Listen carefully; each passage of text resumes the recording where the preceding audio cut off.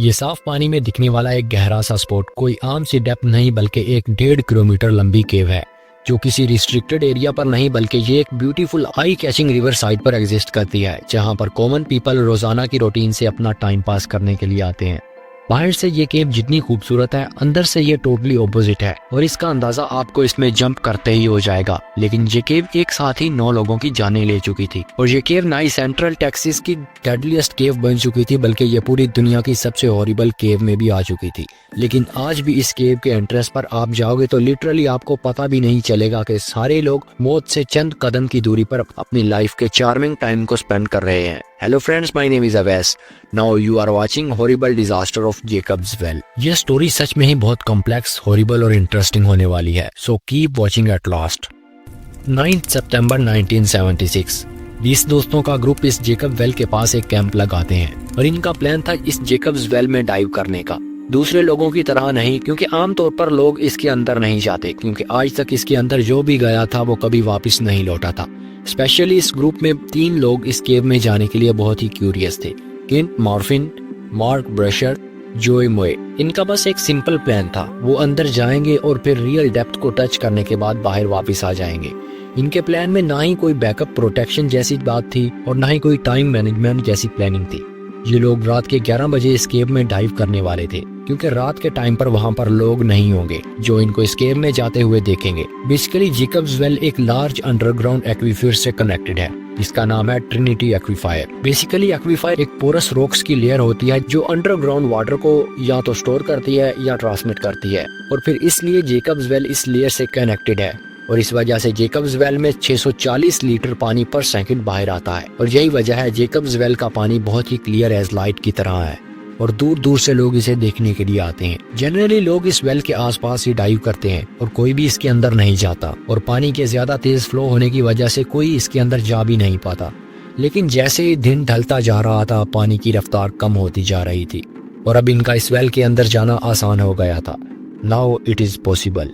दोस्तों, हम इंसान बहुत ही ज्यादा क्यूरियस होते हैं किसी चीज को जानने के लिए। बेसिकली इस चीज के अंदर आखिर है क्या, और इस वजह से वो अपने आप को रोक नहीं पाते और फिर वो काम खुद से ही इंसान को रोक लेता है। Now do it to go back. ठीक 11:30 बजे वो लोग अपनी पहली डाइव की शुरुआत करते हैं। केंट और मार्क दोनों बहुत ही एक्सपीरियंस डाइवर थे और प्लस साथ ही वो पहले भी इस केव में थोड़ी डेप्थ तक डाइव कर चुके थे, और फिर वो बेखौफ होकर आगे की तरफ डाइव करते जाते हैं। इन्हें आने वाले खतरे का कोई एहसास नहीं था और फिर 25 फीट नीचे जाकर इनका सामना पहले चैम्बर से होता है। बेसिकली जेकब्स वेल बना है बहुत सारे चैम्बर्स और रूम से, जिनकी डायरेक्शन और फिजिक्स टोटली एक दूसरे से डिफरेंट है, और ये वेल कंटिन्यूअसली छोटा होता जाता है जिस तरह आप इसकी डेप्थ में जाते जाते हो, और फिर इसकी क्लाइमेट भी चेंज होती जाती है। पहले 25 फीट नीचे एक स्मॉल कॉरिडोर आता है जो वेस्ट की तरफ खुलता है और चैम्बर नंबर 2 से मिलाता है, और फिर दोबारा 55 फीट नीचे जाने के बाद एक वेस्ट की तरफ कॉरिडोर आता है जो इस चैम्बर नंबर 3 से मिलता है, और ये चैम्बर ही असल में एक ट्रैप है।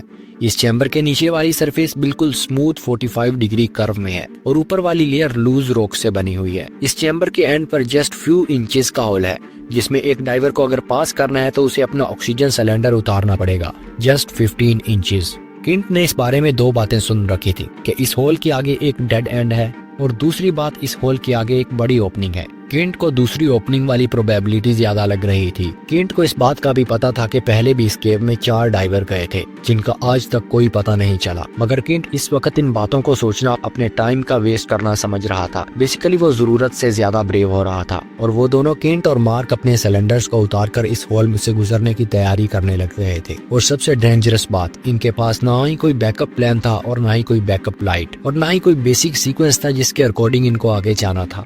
और उधर जब तक जोई इनके पास पहुंचता है तो वो दोनों चैम्बर नंबर 4 में एंटर कर चुके थे।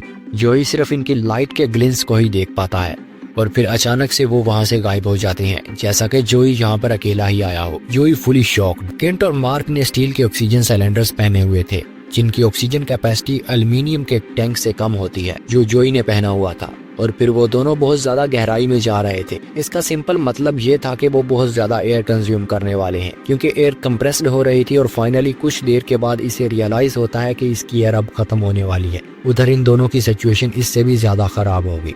वो अपने डाइविंग नाइफ को बाहर निकालता है और दूसरी साइड से वो इसे अपने ऑक्सीजन टैंक से मारता है। बेसिकली वो नॉइस प्रोड्यूस कर रहा था और वो सिग्नल दे रहा था कि अगर वो जिंदा हैं तो जवाब में वो भी कोई ना कोई सिग्नल दें। और इसके बाद वो अपनी लाइट को चेंबर नंबर 4 के एंट्रेंस में फेंक देता है ताकि वो लोग अगर वापस आए, अगर इनकी किस्मत ने इनका साथ दिया तो इस सिग्नल के जरिए इनको हिंट मिल सके। और वो खुद वापस टर्न होकर सरफेस पर वापस आ जाता है। और वापस आते हुए वो ज्यादा श्योर नहीं था कि वो जिंदा होंगे या नहीं, मगर जब वो सरफेस पर पहुंचता है तो वो श्योर था कि अब रेस्क्यू मिशन नहीं बल्कि बॉडी रिकवरी मिशन होगा। और फिर बॉडी रिकवरी मिशन करने वाले डाइवर्स के साथ भी एक ट्रेजेडी होने वाली थी, सच अ डबल ट्रेजेडी केस। दोस्तों, यह है डॉन डेवल, एक फॉर्मर नेवी डाइवर और एक्सपर्ट डाइविंग मैन, और ये इस बॉडी रिकवरी मिशन को लीड कर रहे थे। और जब वो इस जेकब्स वेल के पास पहुंचे तो उस वक्त अभी पूरी तरह अंधेरा था और सबसे पहले वो लोग सुबह होने का इंतजार करते हैं क्योंकि इस मिशन को अंजाम देने का सही टाइम भी दिन का टाइम था।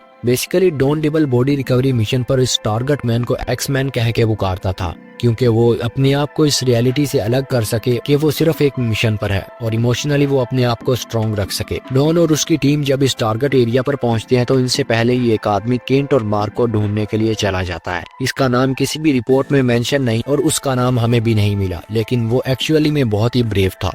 इसने लगातार 2 बार डाइव की 19 मिनट की और फिर भी उसे इन दोनों का कोई नामो निशान नहीं मिला और उस वक्त तक उसे डिकम्प्रेशन सिकनेस डेवलप हो चुकी थी। और इस तरह डाइव करना सच में बहुत ब्रेवरी की बात है। और अब वो एग्जॉस्ट हो चुका था, इसलिए इसे रिकम्प्रेशन चैम्बर जाना पड़ता है रिकवर करने के लिए। और यही चीज है डाइविंग की सबसे खतरनाक चीज। दोस्तों देखो, यह है डाइविंग टेबल, जिसमें रिप्रेजेंट किया जाता है कि एक डाइवर कितनी डेप्थ में कितना टाइम रुक सकता है और कितने टाइम के बाद दोबारा डाइव कर सकता है। जिस तरह 140 फीट की गहराई में आप सिर्फ 8 मिनट ही रुक सकते हो, वरना इस टाइम स्पैन के बाद डिकम्प्रेशन सिकनेस के चांसेस बहुत ज्यादा हो जाते हैं और फिर आपको बहुत स्लोली स्टॉप्स लेकर डाइव करना होगा। और इसलिए इस डाइवर ने बैक टू बैक 2 बार डाइव किया था तो इसे रेस्ट की जरूरत थी और वो सच में बहुत ब्रेव था। सो कम बैक टू स्टोरी। इस बॉडी रिकवरी मिशन के हेड डॉन डेवल अभी भी बहुत ही अनश्योर थे अंदर वेल की कंडीशन को लेकर, इसलिए वो मैपिंग के लिए 2 एक्सपीरियंस डाइवर को अंदर दोबारा भेजते हैं, लेकिन बॉडीज के होने का कोई साइन नहीं मिलता। लूज रॉकी टेक्सचर की वजह से चेंबर नंबर 4 की टिल्टेड 15 इंच की ओपनिंग बंद हो जाती है, बहुत सारे छोटे छोटे पत्थरों की वजह से। और फिर सुबह 10 बजे तक डॉन और उसकी सारी टीम इस केव में जाते हैं। वो डाइव करके चेंबर 4 तक पहुंचते हैं और इस ओपनिंग में अटके पत्थरों को क्लियर करने लगते हैं, लेकिन होता है ऐसे उल्टा। जैसे जैसे वो पत्थरों को हटाते हैं और भी पत्थर स्लाइड करके वहां पर आ जाते हैं और ओपनिंग फिर से बंद हो जाती है। ये ओपनिंग सच में एक ट्रैप थी। इस चैम्बर की ऊपर वाली सरफेस लूज रॉक से बनी हुई थी और फिर नीचे वाली सरफेस 45 डिग्री टिल्टेड स्मूथ थी और घंटों की मेहनत के बाद थोड़ी प्रोग्रेस होती है और फिर डॉन और उसकी सारी टीम इस चैम्बर में एंटर कर जाते हैं बिना किसी बैकअप के साथ और बिना हेजिटेशन के। इस केव में आने के साथ ही डॉन डेवल ने बैकअप लाइन इंस्टॉल कर दी थी फॉर सेफ्टी पर्पस। वो लोग एंटर करते ही चैम्बर 4 की सीलिंग की तरफ जाते हैं क्योंकि डेड बॉडीज फ्लोट करके यहाँ पर स्टक ना हो। स्टिल उन दोनों की डेड बॉडीज वहाँ पर नहीं मिलती और वहाँ पर इन दोनों के होने का कोई निशान नहीं था। डॉन डेवल अपनी ऑक्सीजन सिलेंडर की गेज को चेक करता है। वो देखता है अभी भी 10 मिनट की ऑक्सीजन बाकी है। वो 4th चैम्बर का फुल राउंड लगाता है खुद से, लेकिन अनफॉर्चुनेटली सिर्फ उसे कुछ ही पत्थर दिख रहे थे, इसके अलावा वहाँ पर कुछ नहीं था। और इसने नोटिस किया कि इसकी मूवमेंट और पानी के करंट्स की वजह से सीलिंग पर अटके पत्थर गिरने वाले हैं और जब तक वो खुद को यहाँ से हटा पाता वो पत्थर वहाँ से इसके ऊपर गिर चुका था और इसकी लेग्स और इसकी आर्म्स बिल्कुल ही अनवर्किंग कंडीशन में अटक चुके थे और अब वो हिल भी नहीं पा रहा था और वो 140 फीट नीचे पानी में अटक चुका था। जस्ट इन अ सेकंड वो सारा एरिया सिल्टेड हो चुका था, विजिबिलिटी नियर 0 हो चुकी थी। डॉन डेवल कुछ भी नहीं देख पा रहा था और बदकिस्मती से इसके हाथों से सेफ्टी लाइन भी छूट जाती है और ना ही वो अपने साथ वाले डाइवर्स को सिग्नल दे पा रहा था। डॉन एक एक्सपीरियंस डाइवर था और इसलिए इस हार्श कंडीशन में भी रिलैक्स रहता है, लेकिन इसका ब्रीथ रेट बहुत ज्यादा बढ़ रहा था और वो एयर को बहुत ही तेजी से कंज्यूम कर रहा था। और ये इसलिए था कि जब वो पत्थर को हटाने की कोशिश कर रहा था तो उसकी बहुत ज्यादा एनर्जी यूज हो रही थी और आखिरकार एक ऐसा टाइम भी आता है जब वो सांस लेता है तो इसकी रेगुलेटर से कोई भी एयर नहीं आती। दूसरी बार ट्राई करता है और फिर भी कोई एयर नहीं आती और इस पैनिक स्टेट में वो रेगुलेटर को मुंह से निकाल देता है और आसपास के पानी को पीने लगता है। लेकिन जब उसे रियलाइज होता है कि वो ये क्या कर रहा है तो वो फौरन ही अपनी बॉडी को एक जोरदार शॉक देता है और सरप्राइजिंगली ये शॉक इतना वॉयलेंट था, वो इस भारी भरकम पत्थर से फ्री हो जाता है और इसी मूवमेंट के शोर की वजह से इसका टीममेट कैल्विन वहाँ पर आ जाता है और इसके मुंह में एक स्पेयर टैंक का रेगुलेटर देता है और फिर जाकर डॉन डिबल को प्रॉपर सांस आने लगता है। और यहाँ पर डॉन से एक दूसरी गलती भी हुई थी। डॉन डिबल ने एयर को इतना ज्यादा इनहेल किया था कि एयर का कुछ हिस्सा इसके स्टमक में चला जाता है लंग्स में जाने की बजाय, और फिर डॉन डिबल ने 140 फीट की गहराई में इस एयर को इनहेल किया था। और इतनी ज्यादा गहराई में हवा का वॉल्यूम कंप्रेस्ड होता है और जिस तरह डॉन और कैल्विन ऊपर की तरफ आ रहे थे, डॉन के स्टमक के अंदर जो एयर थी इसका प्रेशर कम हो रहा था और उसका वॉल्यूम बढ़ रहा था, एयर एक्सपैंड होने लगती है और जब तक वो सरफेस तक पहुंचते हैं तो उस एयर का वॉल्यूम 5 गुना ज्यादा हो जाता है और ऐसा लगता था कि वो एक 9 मंथ प्रेग्नेंट लेडी हो। इसने मुंह से हवा को बाहर निकालने की कोशिश तो की थी मगर इससे ज्यादा कुछ नहीं हो रहा था। डॉन अब दर्द के मारे चिल्ला रहा था और फिर इसकी मेडिकल सर्जरी होती है ब्रुक्स मेडिकल हॉस्पिटल में। इसका स्टमक बहुत ज्यादा एक्सपेंड होने की वजह से रप्चर कर गया था और इसके पेट में होल हो चुका था और डॉक्टर सर्जरी के बाद बताते हैं कि जैसे इन्होंने डॉन के स्टमक को काटा तो इन्हें महसूस हुआ कि इन्होंने एक बास्केटबॉल को कट किया हो। और उधर जब तक डॉन हॉस्पिटल में था तो इधर केंट और मार्क की तलाश जारी थी और अब इस मिशन को लीड कर रहे थे डॉन ब्रॉड और इन दोनों के नाम तो सिमिलर हैं और आई गेस उस वक्त तक केव की मैपिंग नहीं हुई थी और यही वजह थी कि डाइवर्स को पता नहीं था ये केव कितनी गहरी है और इसमें एक्चुअल क्लाइमेट टेक्सचर कौन सा है। और डॉन ब्रॉड का प्लान सिंपल था, वो लोग चैम्बर 4 से चैम्बर 5 तक जाएंगे जहाँ पर अभी तक कोई नहीं गया और शायद केंट और मार्क की बॉडी वहाँ पर हो। और जब तक डॉन ब्रॉड जेकब्स वेल के चैम्बर 4 तक जाता है तो उसमें एंटर करने का रास्ता बंद हो चुका था। उस एंट्रेंस पर 2 बड़े बड़े बोल्डर पत्थर आ चुके थे